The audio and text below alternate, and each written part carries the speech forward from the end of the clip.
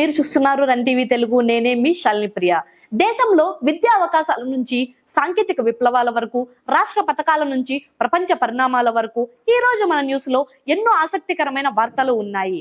ప్రభుత్వ పాఠశాల విద్యార్థుల ప్రతిభకు ప్రోత్సాహం నుంచి, ఆర్టీసీ ఉద్యోగుల పదోన్నతులు, అయోధ్య దీపోత్సవం నుంచి మోనాలిసా మ్యూజియం చోరీ వంటి తాజా అప్డేట్స్ వరకు మరి మొదలు పెడదాం నేటి వార్తల సమాహారాన్ని.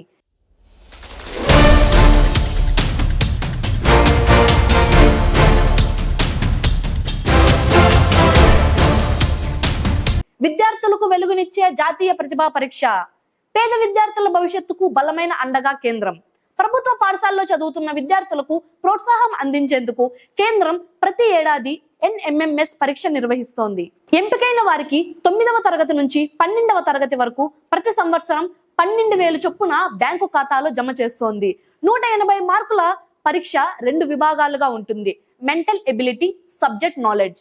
దరఖాస్తుల గడువు ఈ నెల 25 వరకు పొడిగించబడింది.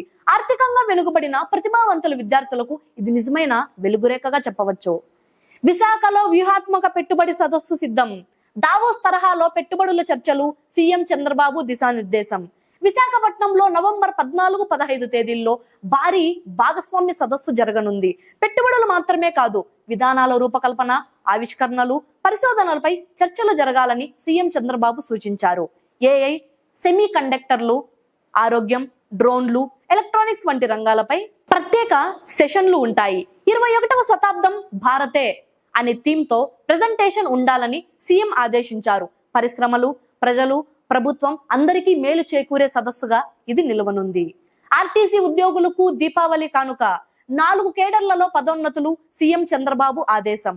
దీర్ఘకాలంగా ఎదురు చూస్తున్న ఆర్టీసీ ఉద్యోగులకు చివరికి శుభవార్త వచ్చింది.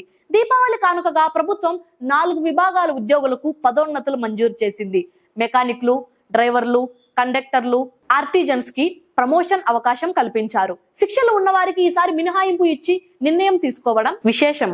ఆర్టీసీ కుటుంబంలో ఈ దీపావళి నిజంగా వెలుగుల పండుగగా మారింది. తెలంగాణలో లైసెన్స్ సర్వేయర్లకు అధికారం. భూ సమస్యల పరిష్కారానికి కొత్త అడుగు సీఎం రేవంత్ రెడ్డి. భూమిపై వివాదాలకు ముగింపు పలకాలని తెలంగాణ ప్రభుత్వం సంకల్పించింది.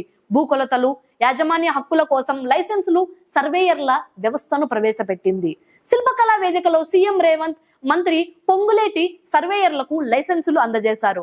భూమిపై ఆధిపత్యం చరిత్ర సృష్టిస్తుంది అంటూ సీఎం వ్యాఖ్యానించారు. భవిష్యత్తులో భూమి యాజమాన్య హక్కులు ఈ సర్వేయర్ల చేతుల్లో ఉండనున్నాయి. ఏడాదికి 2 రోజులే దర్శనం. మల్లేనహల్లి అమ్మవారి మేళా.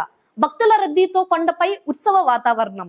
కర్ణాటకలోని మల్లేనహల్లి గ్రామంలో ప్రత్యేకమైన సాంప్రదాయం కొనసాగుతోంది. ఏడాదికి కేవలం 2 రోజులు అమ్మవారు భక్తులకు దర్శనమిస్తారు. మేఘాలను తాకే కొండపై చాముండేశ్వరి శాంత స్వరూపినిగా దర్శనమిస్తుందనే విశ్వాసం కూడా ఉంది.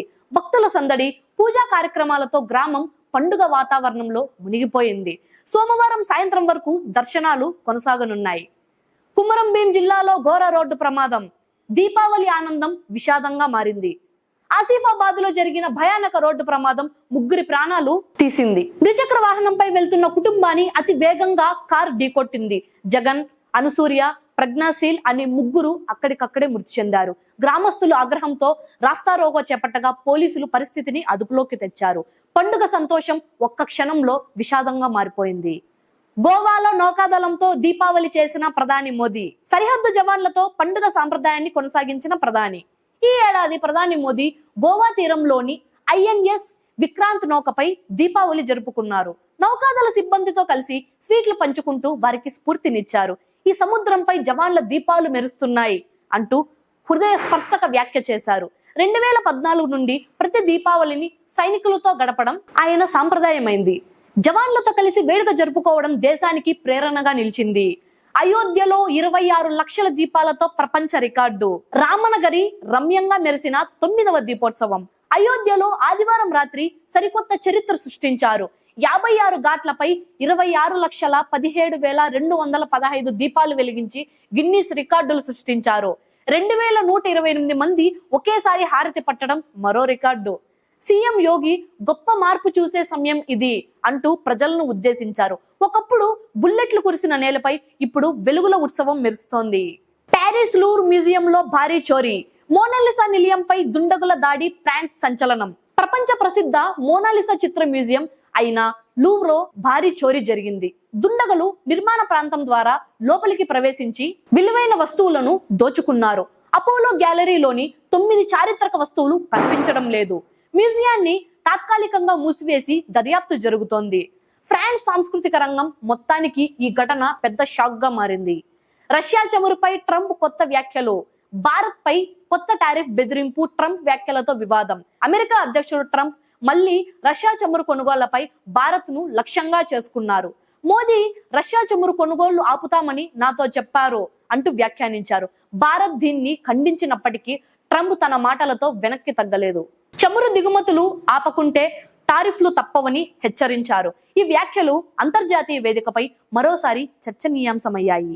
ఏ వచ్చినా ఉద్యోగాలు తగ్గవు.